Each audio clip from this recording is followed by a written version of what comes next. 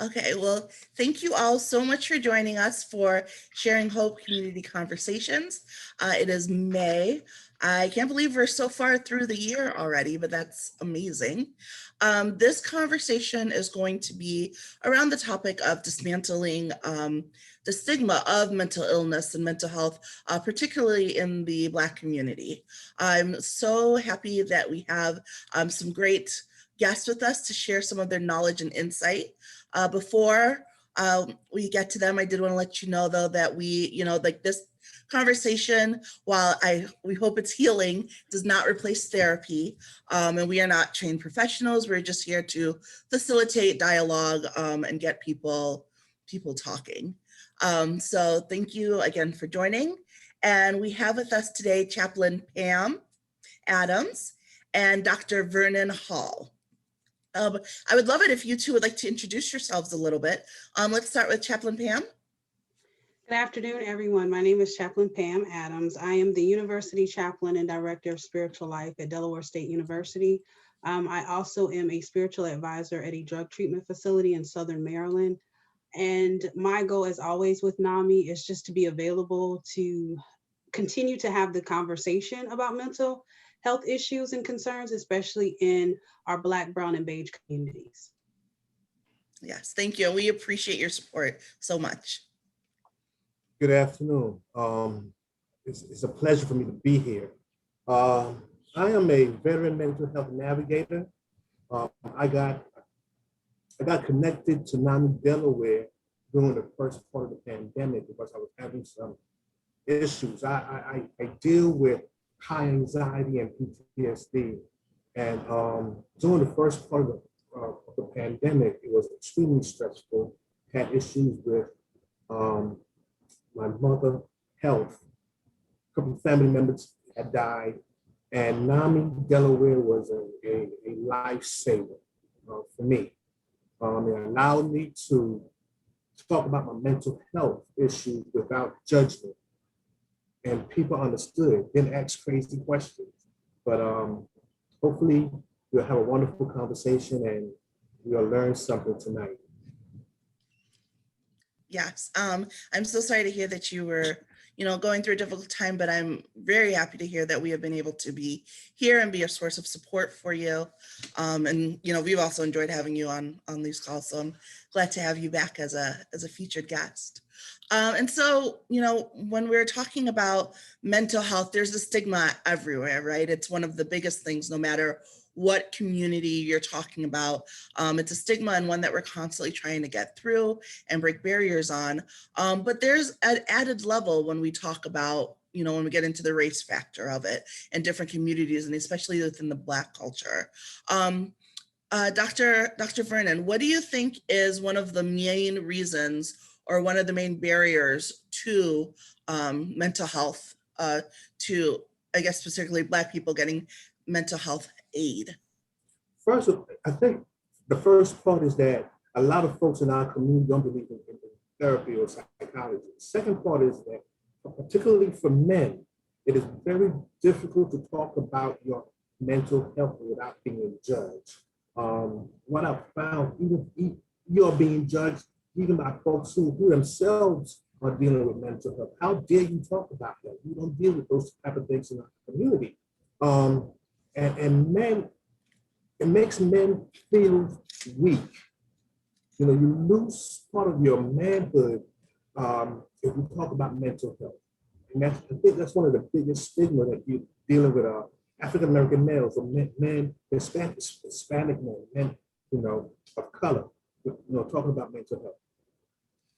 Yeah, I agree. I think that there's that level of vulnerability that isn't always available to them in a way to say that I need help in this area, because they feel as though it makes them a little bit weaker and not really like a manly man. I know another serious barrier can also be faith, which Chaplain Pam and I have talked about frequently, but do you want to talk about that a little bit more, please? Yes, ma'am. I think one of the concerns is always not so much that there isn't an issue. It's more along the lines of we don't talk about these types of things outside of the household. And so when we are in places such as places of worship, there is a lot of things that should be talked about, especially from the pulpit, that is not talked about. And mental health is definitely one of them. I also believe that substance abuse is another thing that is very prevalent in our places of worship. But these are the things that we don't talk about. You know, I always talk about how we've had family members that we all knew something was wrong with them, but we would just say, oh, that's just how Uncle Ricky is, or that's just how our cousin is. And it's now that I'm older, I'm like, oh, he needed some medication. There was a chemical imbalance that was there, or it's very much of this space of we just need to go to the altar.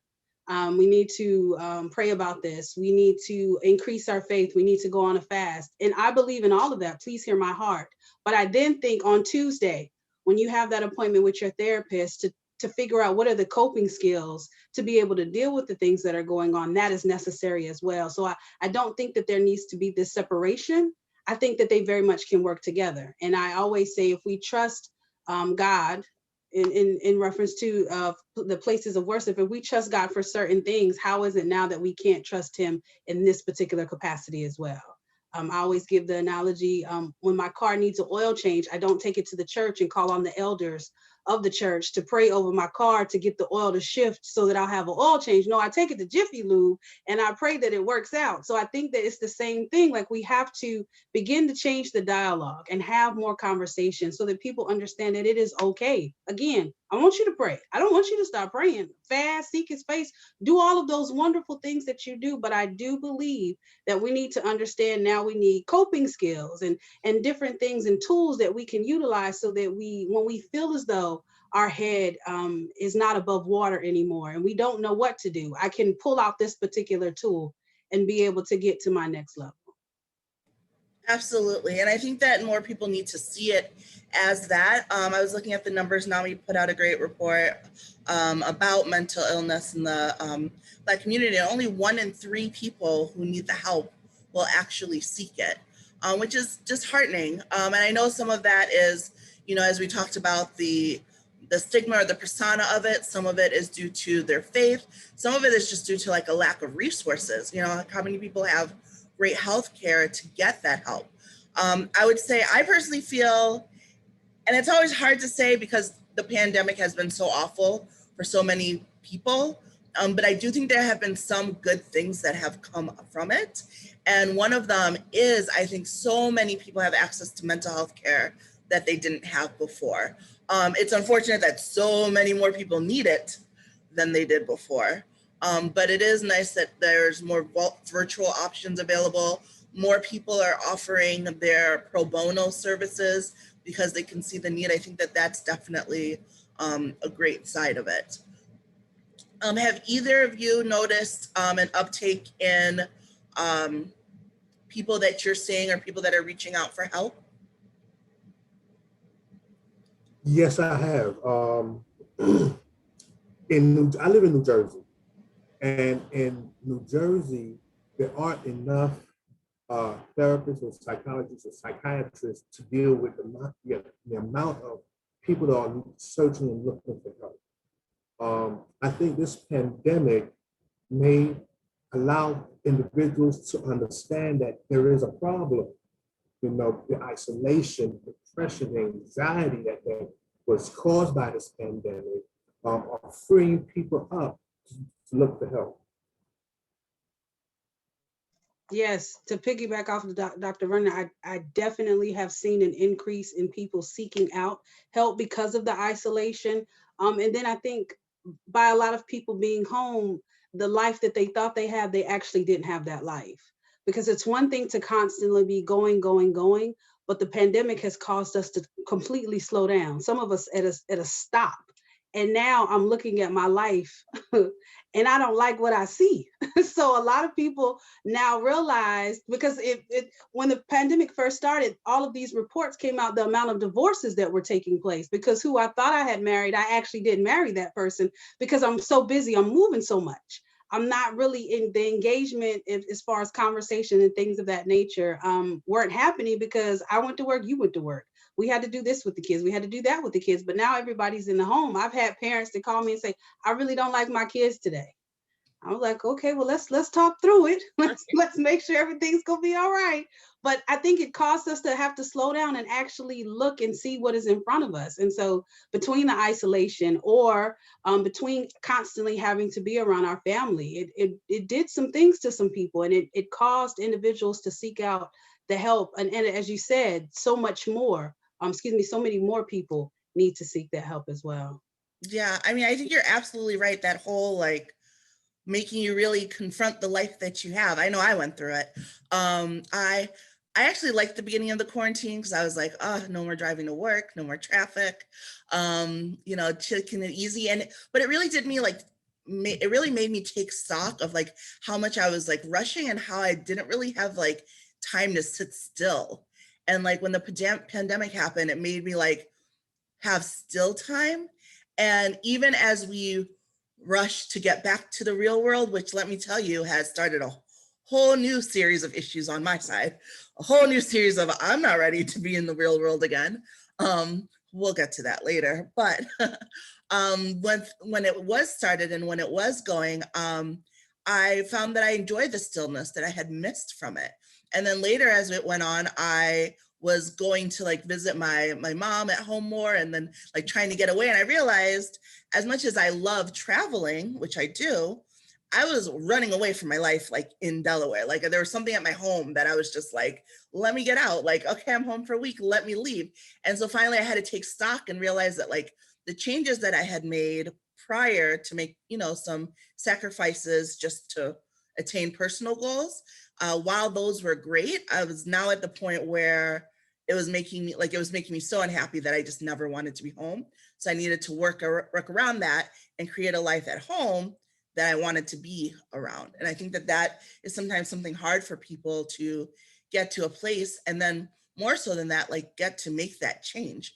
I don't know if anyone else listening in has had that, whether it be through COVID or not through COVID, and wants to speak up about that, but just like recognizing that you need to change, whether it's within yourself or your environment for the sake of your mental health. Has anyone else dealt with that? Oops, we lost. Oh, my screen's moving all over the place right now. All right. Annie, are you talking? I think like Vernon to- has his, Vernon. Oh, you yeah, had your hand up. yeah. Yes. Sorry. I would like to go back to something that Chaplain Pam said about the church. I have had experiences with churches where it was better to be gay, lesbian, bisexual, transgender than to have a mental health issue. They did not address it at all. And as a matter of fact, in one church that years and years and years ago, I used to work with homeless mentally ill drug addicts. And this one guy wanted to go to a church, and he raised his hand and said that he has a mental illness. And people like kind of walked away from it, moved away from it. So I think, the environment that we find ourselves in sometimes actually cause us not to want to express the fact that we are having difficulties psychologically. Yeah, I absolutely agree with that. And I think that a large part of that is the media. And I get on soapboxes all the time about the media, but I really do feel like a large part of our world and what we see is shaped by the media, because you're never going to experience everything or everyone. And a lot of us see life through the lens of what media reflects to us. And oftentimes media reflects people with mental illnesses as dangerous and harmful and hurtful and just like way out there and can't live life. So then when people have to interact with someone who they hear has a mental illness, they're immediately like, you know what I mean?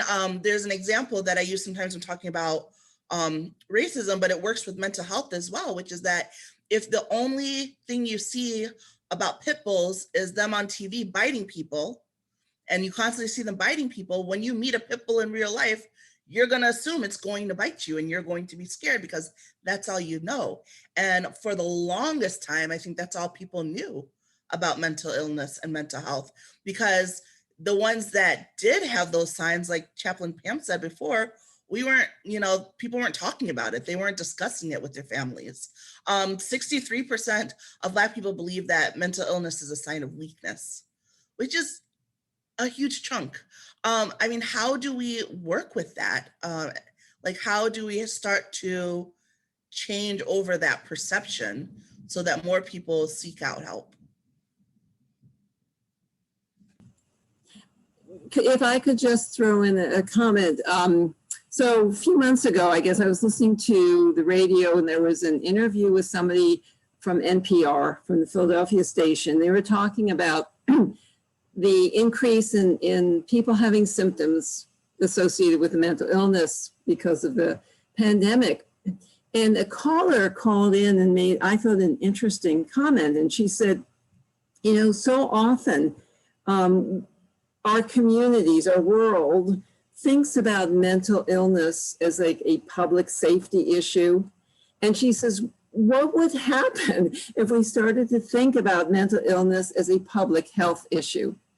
It would be, our approach would be really different. And I thought that was a thoughtful and thought-provoking comment. And I think we're getting better about thinking of mental illness as a public health issue, not unlike, the COVID-19, because that the caller was making the comparison.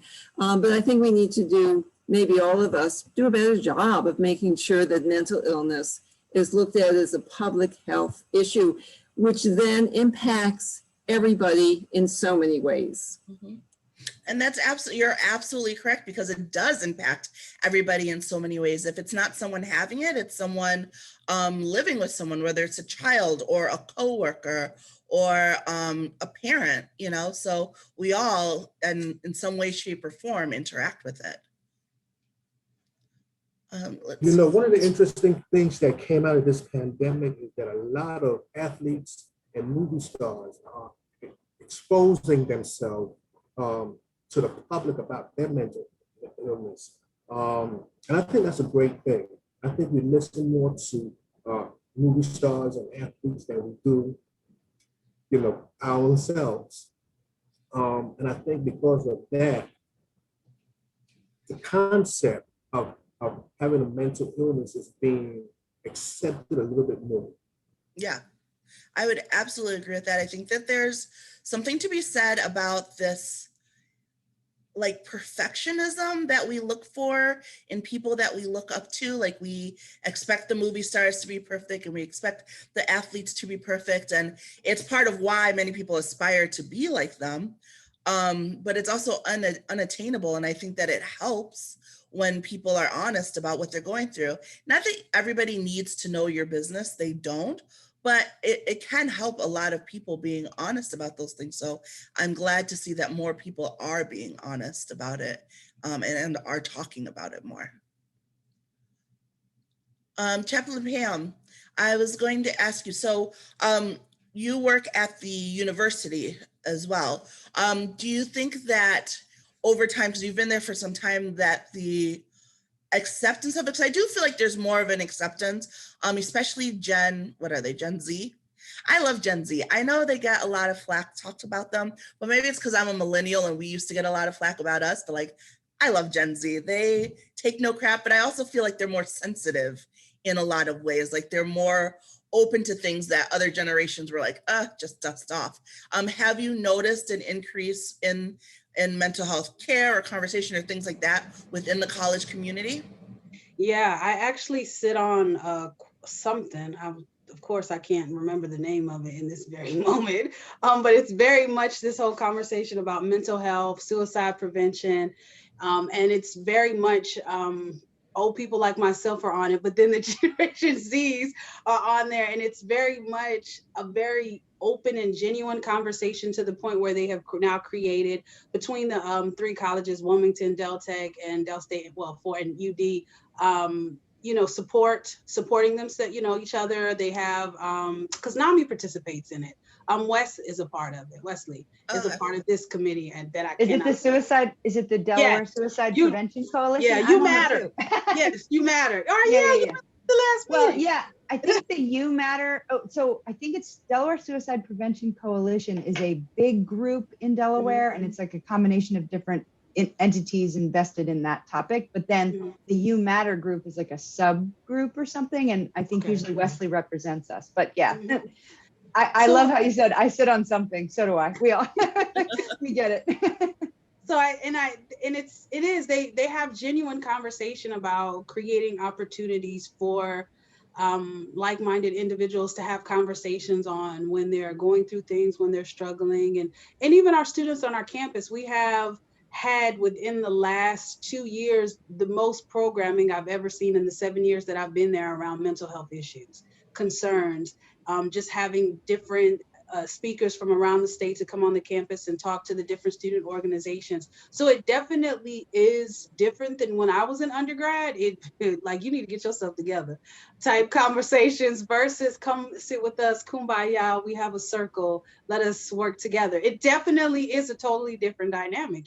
And it is awesome to see it, because I wonder, like, how much healthier would my generation, I'm Generation X, how much healthier will we be if we had the opportunity that the Generation Z, that compassion, like I'm reading this book that talks about how compassion is a skill, and the things that you need to be able to offer compassion. And it is definitely focusing on this space of how we're not compassionate enough to ourselves, and we don't understand ourselves, we don't forgive ourselves, and we don't accept ourselves. And until you can obtain those skill sets, then you can understand a little bit more about this word compassion. So I definitely see that in Generation Z. They are a lot more compassionate to one another. Now they're going to talk about each other because, Right. But at the end of the day, there is this level of compassion that they show for one another that is really next to none. They really look out for each other.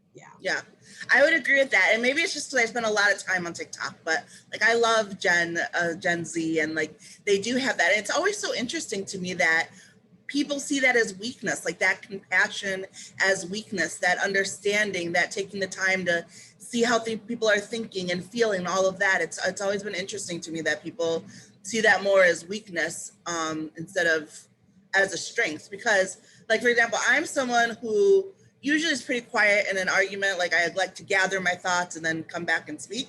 And people will say, like, oh, that's a weakness, you should tell people how it is. But like, it is not weak keeping my mouth shut, let me tell you. Like, I will start crying half the time because I just want to like let it out, but I know that that's not the right way to handle a situation. And sometimes acting out is not a strength. Sometimes staying silent and getting, compassion and like dealing with things on a different level besides being like, oh, just get over it. I think that is helpful.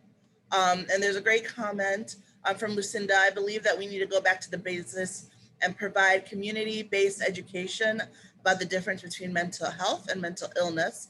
It would help to address the stigma within the Brown and Black communities. I absolutely agree, Lucinda. And something I wanted to ask, Dr. Vernon, just talking about even getting back to the base, or the way that getting mental health is viewed as a weakness, or that compassion is viewed as a weakness. Like, how can we work to get past that?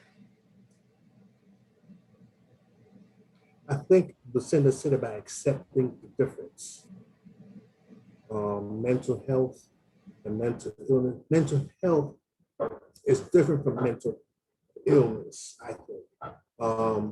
And we have to be compassionate enough to understand that mental illness is a medical illness. It is the chemicals in your brain that is not working the way it's supposed to work. And if we can get that message out, I think a lot more people will understand the difference and how to go about approaching someone who has mental illness, and approaching someone who are dealing with mental health. Because there's difference in how you approach that individual. And just Lisa said that, I just scrolled too fast, that there's a difference between that mental illness is an illness, not a choice. Yeah. Everyone has mental health when it's compartmentalized, becomes mental illness. Yeah, everyone has mental health, just like everyone has physical health.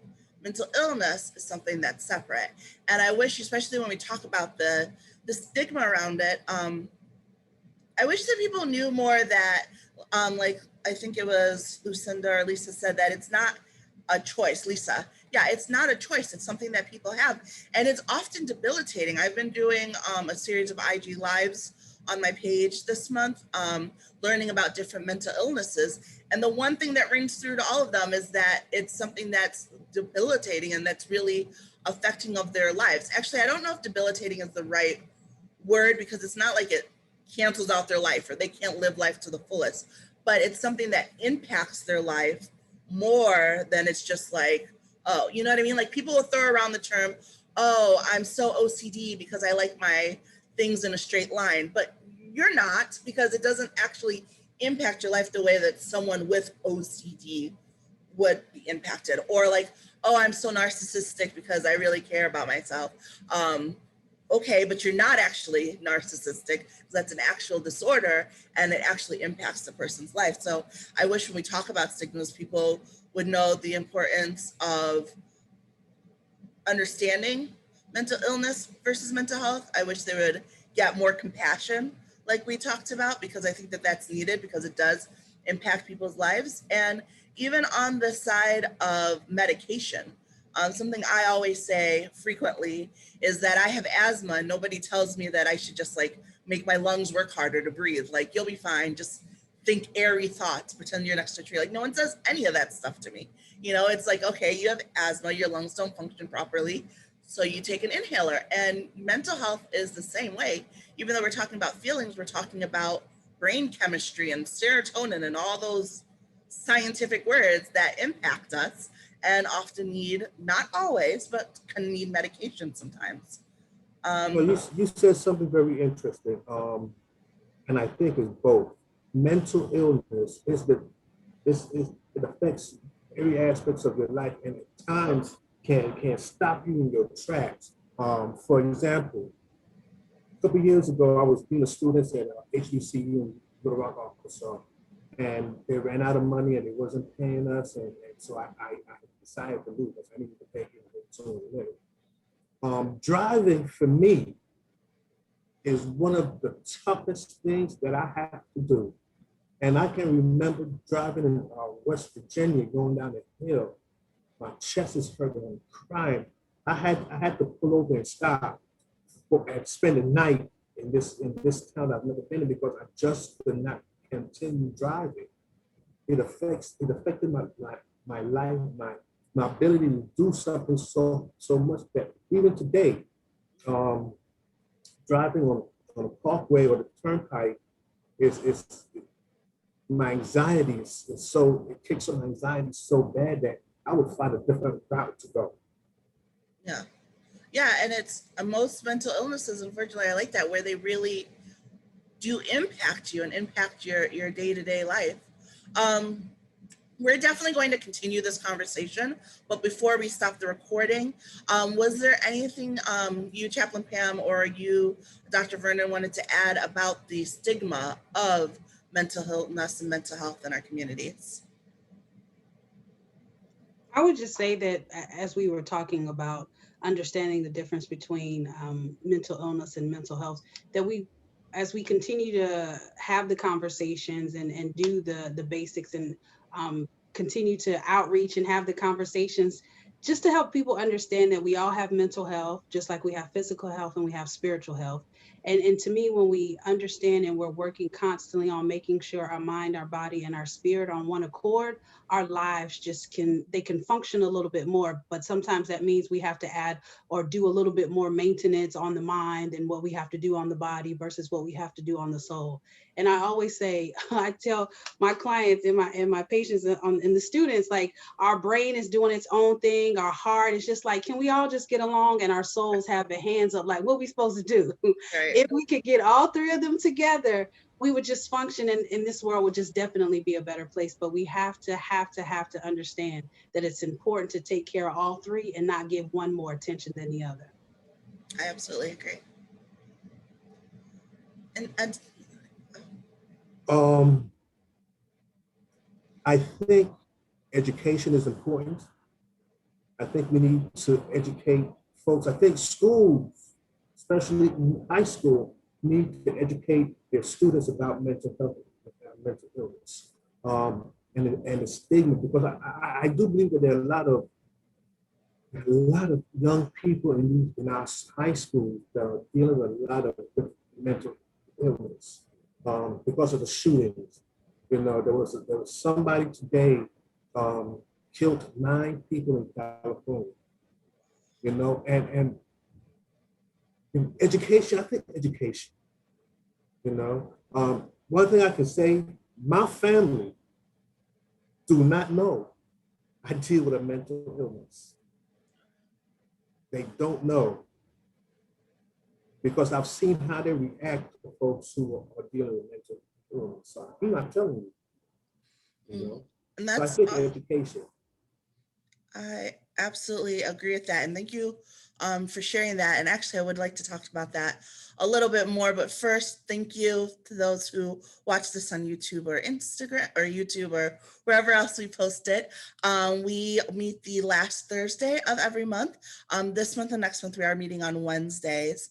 But normally we meet the last Thursday of every month. And you can reach out to us if you would like to be put on the mailing list so that we can send you the link, because we always want you to join and have these great conversations with us.